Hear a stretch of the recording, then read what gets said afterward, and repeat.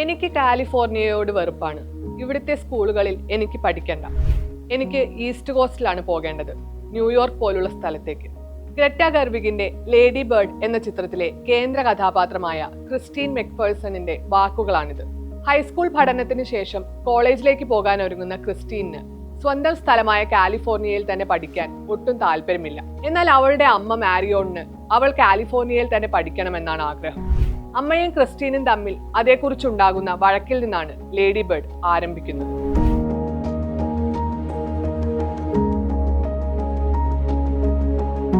ക്രിസ്റ്റീനിന്റെ സ്വപ്നങ്ങളെല്ലാം യാഥാർത്ഥ്യബോധമില്ലാത്തതാണെന്നും അവൾക്ക് ഒന്നിനോടും നന്ദിയില്ലെന്നും അമ്മ അവളോട് പറയുന്നു.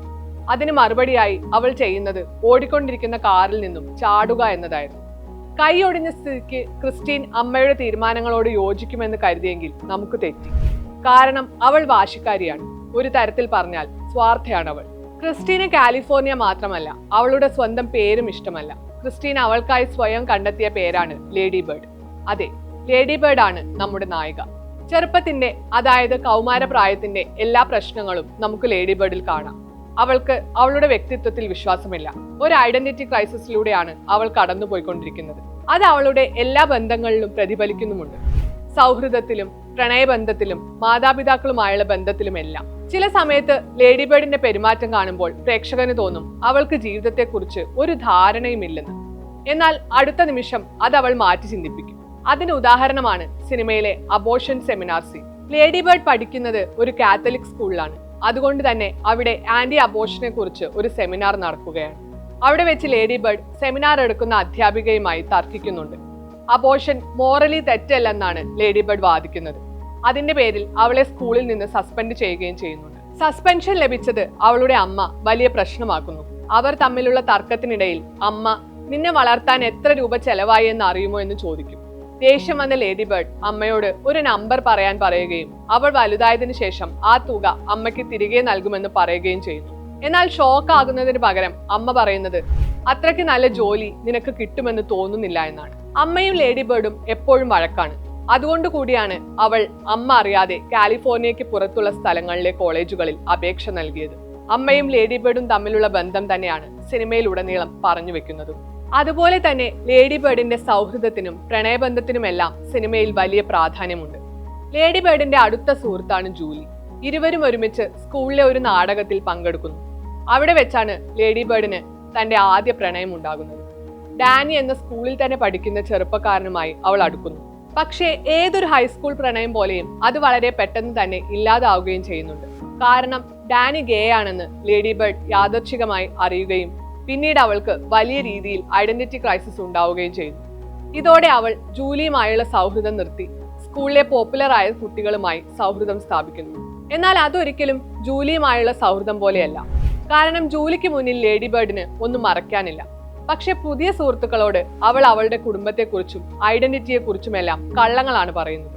അവളുടെ വീട്ടിലെ ജീവിതം ദിവസം തോറും വഷളായിക്കൊണ്ടിരിക്കുന്നത് കൊണ്ടുകൂടിയാണ് അവൾ ഇത്തരത്തിൽ പെരുമാറുന്നത്. കാരണം റിയാലിറ്റിയിൽ നിന്നും രക്ഷപ്പെടാനാണ് ലേഡി ബേർഡ് ശ്രമിച്ചുകൊണ്ടിരിക്കുന്നത്.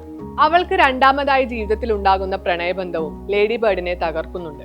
കൈൽ എന്ന സ്വന്തമായ ബാൻഡ് എല്ലാം ഉള്ള ഒരു പണക്കാരനായ പയ്യൻ. അവനെയാണ് ഡാനിക്ക് ശേഷം ലേഡി ബേർഡ് പ്രണയിക്കുന്നത്. ലേഡി ബേർഡ് ആദ്യമായി സെക്സ് ചെയ്യുന്നതും അവനൊപ്പമാണ്. എന്നാൽ ലേഡി ബേർഡ് കരുതിയത് അവനും ആദ്യമായാണ് സെക്സ് ചെയ്യുന്നത് എന്നായിരുന്നു. പക്ഷേ അതല്ലെന്ന് അറിയുമ്പോൾ അവൾ ശരിക്കും തകർന്നു പോകുന്നുണ്ട്. ആ സംഭവത്തിന് ശേഷം ആരോട് സംസാരിക്കണമെന്ന് അറിയാത്ത ലേഡി ബേർഡ് അമ്മയുടെ അടുത്ത് തന്നെയാണ് പോകുന്നത്. അമ്മയുടെ അടുത്തെത്തി അവൾ കരയുകയാണ് ചെയ്യുന്നത്. എന്നാൽ എന്തിനാണ് കരയുന്നതെന്ന് അമ്മയോട് അവൾ പറയുന്നില്ല.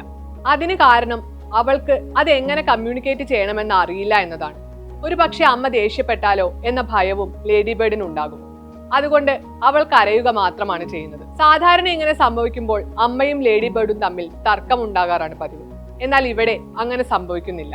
സിനിമ മുന്നോട്ട് പോകുന്തോറും ലേഡി ബേർഡും അമ്മയും തമ്മിലുള്ള പ്രശ്നങ്ങൾ കൂടുകയാണ്. അമ്മയ്ക്ക് ലേഡി ബേർഡിനോട് ഇഷ്ടമുണ്ട്, എന്നാൽ അത് പ്രകടിപ്പിക്കാൻ അവർക്ക് അറിയില്ല.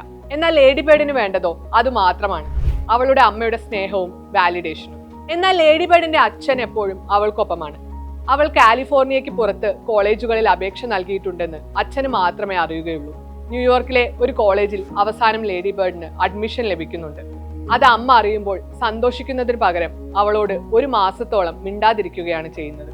അമ്മയ്ക്ക് താല്പര്യമില്ലെങ്കിലും ലേഡി ബേർഡ് അവസാനം ന്യൂയോർക്കിലേക്ക് പോകുന്നു. അവിടെ എത്തിയ ശേഷം ലേഡി ബേർഡിന് അമ്മ അവൾക്കായി എഴുതിയ കത്തുകൾ ലഭിക്കുന്നുണ്ട്. അത് വായിച്ചപ്പോൾ അവൾക്ക് അമ്മ എത്രത്തോളം തന്നെ സ്നേഹിക്കുന്നുണ്ടെന്ന് തിരിച്ചറിവുണ്ടാകുന്നു. അതിനുശേഷം അവൾ ലേഡി ബേർഡ് എന്ന പേര് ഉപേക്ഷിച്ച് അമ്മ നൽകിയ ക്രിസ്റ്റീൻ എന്ന പേര് തന്നെ സ്വീകരിക്കുകയാണ് ചെയ്യുന്നത്. ന്യൂയോർക്കിലെ ആദ്യത്തെ രാത്രിയിൽ ലേഡി ബേർഡ് ഒരു പാർട്ടിയിൽ പങ്കെടുക്കുന്നുണ്ട്. അവിടെ വെച്ച് ഒരു ചെറുപ്പക്കാരനെ പരിചയപ്പെടുമ്പോൾ അയാളോട് സ്വന്തം പേര് ക്രിസ്റ്റീൻ ആണെന്നാണ് അവൾ പറയുന്നത്. ആ രാത്രിക്ക് ശേഷം രാവിലെ അവൾ ഉണരുന്നത് ആശുപത്രിയിലാണ്. അധികമായി മദ്യപിച്ചതിനെ തുടർന്ന് ക്രിസ്റ്റീൻ ആശുപത്രിയിലാകുന്നു. അവിടെ നിന്ന് പുറത്തിറങ്ങിയ അവൾ അമ്മയെ ഫോൺ ചെയ്ത് എത്രത്തോളം താൻ അമ്മയോട് നന്ദിയുള്ളവളാണെന്ന് പറയുകയും അമ്മയോട് മാപ്പ് ചോദിക്കുകയും ചെയ്യുന്നുണ്ട്. അതോടെയാണ് സിനിമ അവസാനിക്കുന്നത്. ലേഡി ബേർഡിൽ നിന്നും ക്രിസ്റ്റീനിലേക്കുള്ള അവളുടെ യാത്രയാണ് സിനിമയിൽ സംഭവിക്കുന്നത്. സ്വന്തം അമ്മയും കൂടെ ഉണ്ടായിരുന്ന എല്ലാവരും തന്നെ വിശ്വസിച്ചില്ലെങ്കിലും സ്വന്തം സ്വപ്നം സാക്ഷാത്കരിക്കാൻ ക്രിസ്റ്റീൻ ശ്രമിക്കുന്നുണ്ട്. ന്യൂയോർക്കിലേക്ക് അവൾ എത്തിപ്പെടുന്നുണ്ട്. ഇനി എന്തെന്ന് തീരുമാനിക്കേണ്ടതും ക്രിസ്റ്റീൻ തന്നെയാണ്. കൗമാരക്കാരിയായ പെൺകുട്ടിയായിരുന്നു ലേഡി ബേർഡ്, എന്നാൽ ക്രിസ്റ്റീനിലേക്കുള്ള യാത്രയിൽ അവൾ മുതിർന്ന സ്ത്രീയായി മാറിയിരിക്കുകയാണ്. അഡൾട്ട്ഹുഡിന്റെ തുടക്കത്തിലാണ് ക്രിസ്റ്റീൻ ഇപ്പോൾ. അതുകൊണ്ട് തന്നെയാണ് ന്യൂയോർക്കിലെത്തിയ അവൾക്ക് തിരിച്ചറിവുണ്ടാകുന്നതും അമ്മയെ അവൾ ഫോൺ വിളിക്കുന്നതും. ക്രിസ്റ്റീനിലൂടെ ഗ്രെറ്റ പറഞ്ഞത് നമ്മുടെ എല്ലാം കഥ തന്നെയാണ്.